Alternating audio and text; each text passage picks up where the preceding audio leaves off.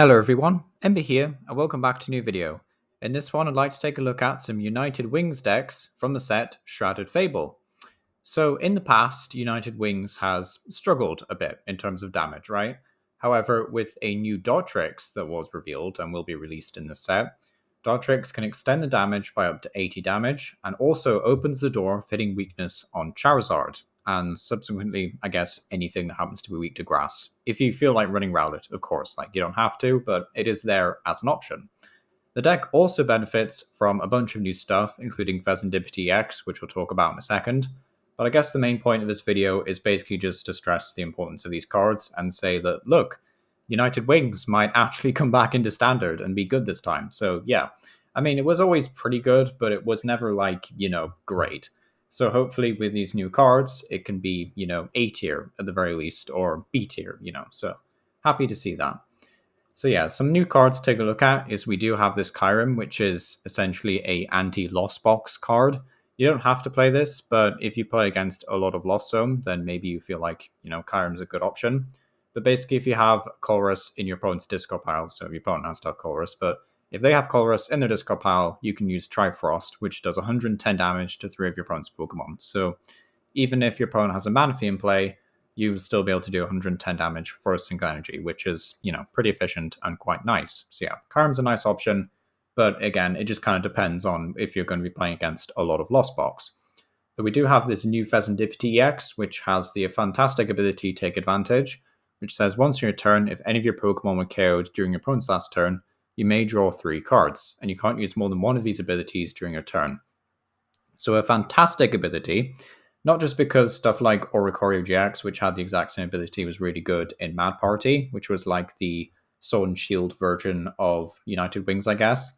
I still think this is a fantastic card, and it's just really good for draw power because, your United Wings Pokemon are very, very fragile. To put a better word of it, they are birds. They are very, very fragile. They're going to get killed almost immediately. So having an extra draw 3 cards is just very nice. It is a 2-price liability, but, if they're going after your Pheasantipity, then that does mean that you can activate things like Counter Capture a lot quicker. So, again, plus side. Also, we have this new item card, which is definitely worth taking a look at, called Night Stretcher, which says choose one, put a Pokemon or a basic energy card from your discard pile into your hand.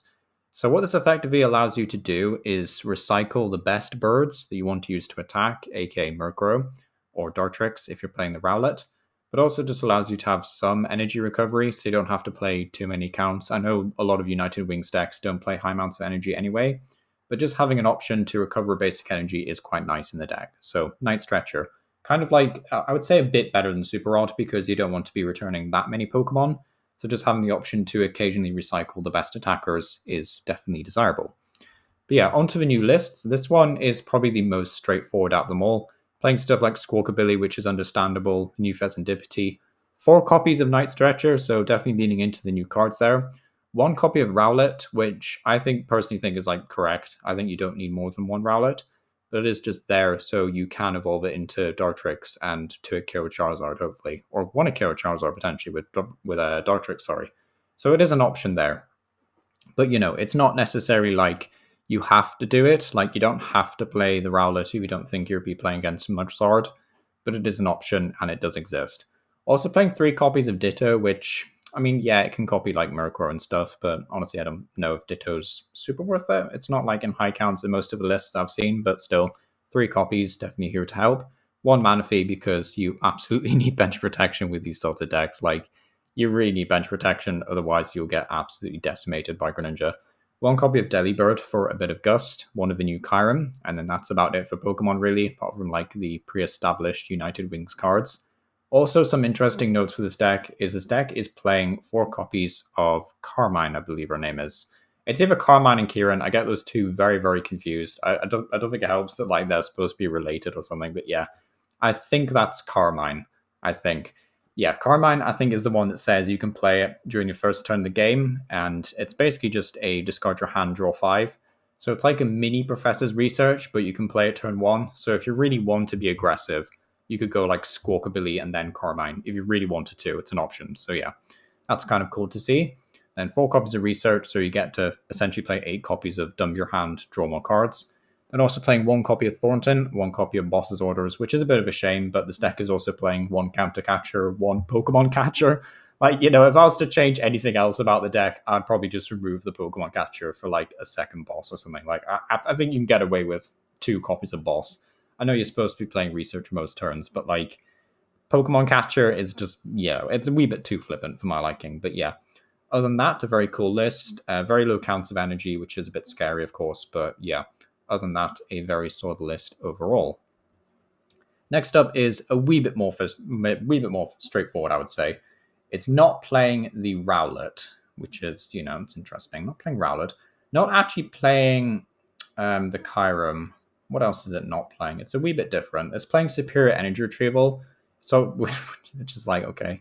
I mean, this list is kind of like all over the place because on the one hand, like the Pokemon lineup is really consistent. And then like you look at the trainers and it all goes to pot. Like one copy of Great Ball and 4 Capturing Aroma. Like, I'm not sure what's going on here, really. I can kind of understand Capturing Aroma. But, assuming you flip, what is it? Tails for evolution, heads for basic. Like, if you flip for an evolution, then the only Pokemon you'll ever find with it is Dartrix. It's an interesting concept, but unless this list was playing like, I don't know, Curlier maybe, or Bibarel, then, I don't think Capturing Aroma is strictly worth it. Great Ball, okay, fair enough. There's a lot of Pokemon in this deck, but like, Capturing Aroma, not really my bag. 2 copies of Night Stretcher, though, is cool. I still think cards like Earthen Vessel are definitely worth it in United Wings just to, find energy because you're playing so few of them. So that's one thing I'll definitely give this list credit for is Earthen Vessel. Also Maximum Belt, just because I know I didn't talk about the ace spec in the previous list, Survival Caskets, because I really don't like that card. I don't think it's very good.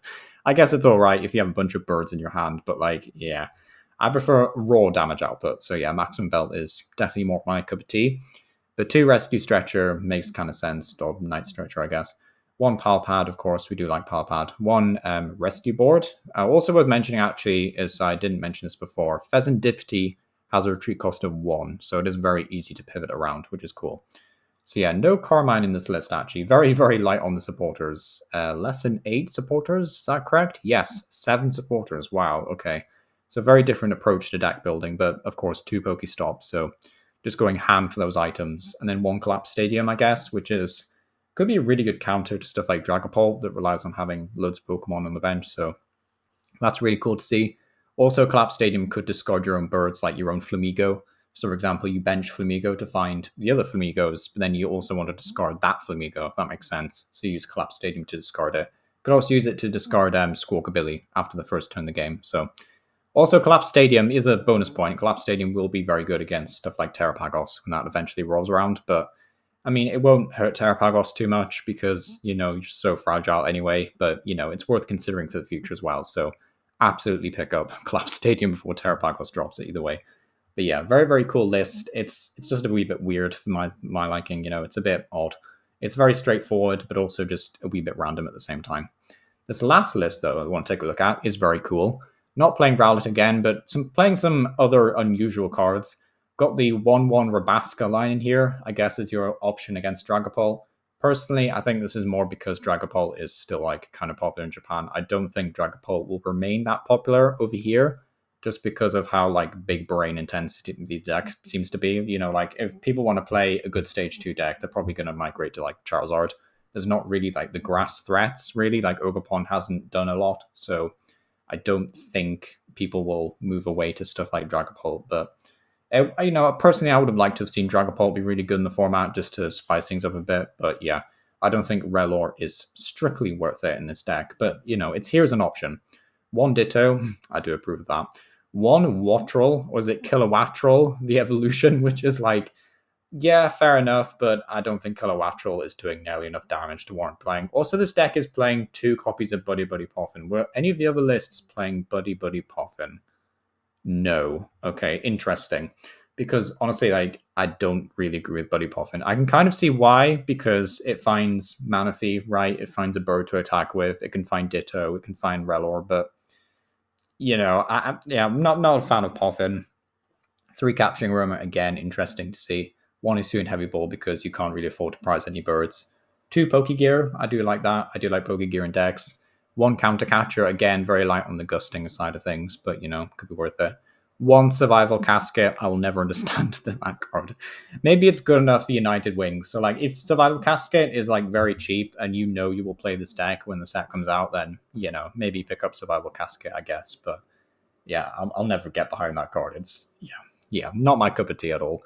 Three Explorers Guidance, cool to see because it's a bit of RNG, bit of risk. There might be multiple cards in there that you want to keep, and there will be games that you might lose because you have to discard another double turbo or something. But it is a more aggressive style of play, but I can see why people would just straight up prefer discard your hand, draw five. So more Carmine, less Explorer's Guidance. One Aono, one Pokestop, which is a bit sus, really. I don't like one copies of stadiums. One Boss's Orders. Again, these lists are very light on gusting, which kind of surprises me because United Wings, like your damage output, isn't great to the point where a lot of times you might just want to gust around your opponent's active, go after the little guys, stuff like the minion in the early game, for example.